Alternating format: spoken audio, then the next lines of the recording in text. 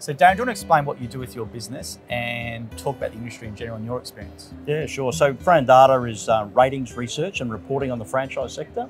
To do ratings of franchise systems to provide an independent view of the quality of the brand, ask the brands for a fair bit of information, a lot of interviews. We do reporting on brands for lenders, which helps lenders to make decisions about which brands are a better risk profile for them. We do a lot of broader research. So for the Franchise Council of Australia, for example, gets us quarterly to interview franchisors and survey them and find out what they're feeling about the market, what their biggest challenges are, where they see their greatest opportunities. Now, with the franchising sector in 2023 and beyond, where do you see the industry going, or what are some sort of outlook or takeaways that you're getting from your data? I think the franchise sector is pretty positive. Certainly, they're a very positive thinking group. They've built those businesses out of hope and getting people to get success. So they're certainly optimistic about future trading periods, even in a period where we've got some more perhaps challenging economic times. So the sector's in pretty good shape. Just interesting on the health of the franchise sector, the lending community has had quite a good experience through that COVID period in particular, where they've actually had a lot of proof points for good brands that have really given their franchisees great support, given them great training to get ready, and those franchisees have had good success.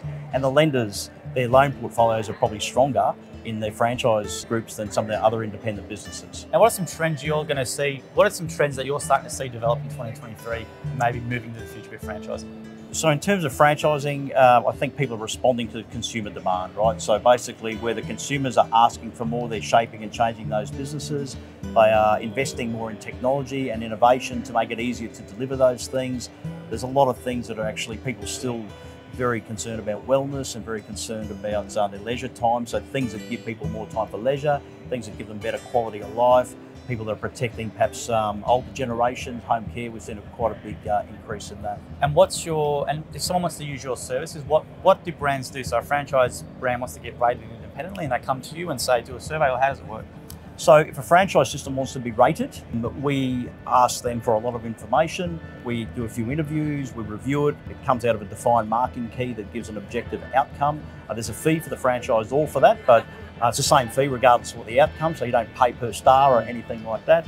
That's how we do it. Then we will actually recognise them, give them a plaque, put them on our website, other essential things of rating, promote them at expos, things like that. Now, what's your overall opinion of gyms in general? Because you've been in the franchising industry for a while and you've seen gyms a bit, so what's your just general sense of the brand, or what do you think about it? I've got a lot of admiration for the gym system. I mean, it's very big, it's long established, and have very good values in terms of careful in how they recruit franchisees, seem to really invest very heavily in training, and they seem to have a fairly happy group of franchisees from what I can see externally. So, and what's the gyms division we should do that we don't do? I thought gyms just about did every division. Yeah. They seem to have a lot of different options for a lot of people. I think anything that gives people more leisure time and helps people get things done better is probably a good thing. I don't actually have a specific thing. I think you guys got it pretty well covered at the moment. True. But there's new things I see coming on all the time. I think that's a good idea. Who would have thought?